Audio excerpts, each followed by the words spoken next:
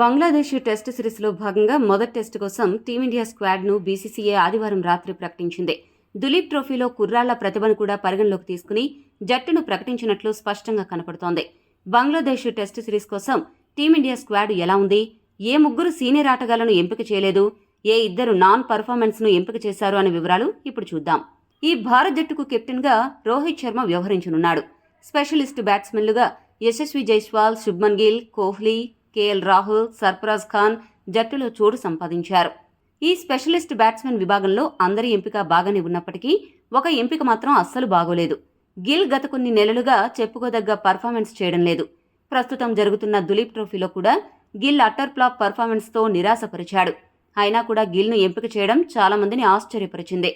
గిల్ వరుసగా ఎంపిక అవడం చూసి పర్ఫార్మెన్స్ లేకపోయినా ఎంపిక అవడం ఎలా అనే బుక్ని గిల్ రాస్తే యువ క్రికెటర్స్కు ఎంతో ఉపయోగకరంగా ఉంటుంది.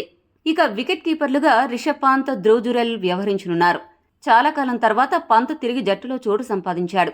దులీప్ ట్రోఫీలో పంత్ పర్వాలేదు అనిపించినప్పటికీ జురెల్ మాత్రం పెద్దగా ప్రభావం చూపలేదు. అయితే గతంలో జరిగిన ఇంగ్లాండ్ టెస్ట్లో మ్యాచ్ విన్నింగ్ ఇన్నింగ్స్ ఆడిన కారణంగా జురెల్ను ఎంపిక చేసినట్లు తెలుస్తోంది. మరి ఈ ఇద్దరు వికెట్ కీపర్లు బంగ్లాదేశ్ టెస్ట్లో ఏ మేరకు స్పార్క్ చూపిస్తారో చూడాలి.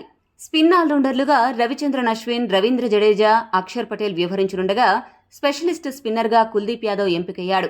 ఫాస్ట్ బౌలర్లుగా మహమ్మద్ సిరాజ్, ఆకాష్ దీప్, జస్ప్రీత్ బుమ్రా, యష్ దయాల్ జట్టులో చోటు సంపాదించారు. దులీప్ ట్రోఫీలో బాగా ఆడుతున్న కారణంగానే ఆకాష్ దీప్, యష్ దయాల్ జట్టులో చోటు సంపాదించినట్లు తెలుస్తోంది. ఈ మధ్యకాలంలో పెద్దగా వికెట్లు తీయకపోయినా రన్స్ బాగా ఇచ్చేస్తున్న సిరాజ్ జట్టులో చోటు దక్కించుకోవడం నిజంగా విడ్డూరంగానే ఉంది.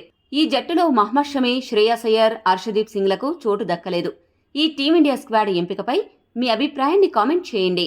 మరిన్ని స్పోర్ట్స్ అప్డేట్స్ కోసం మా ఛానల్ను సబ్స్క్రైబ్ చేసుకోండి.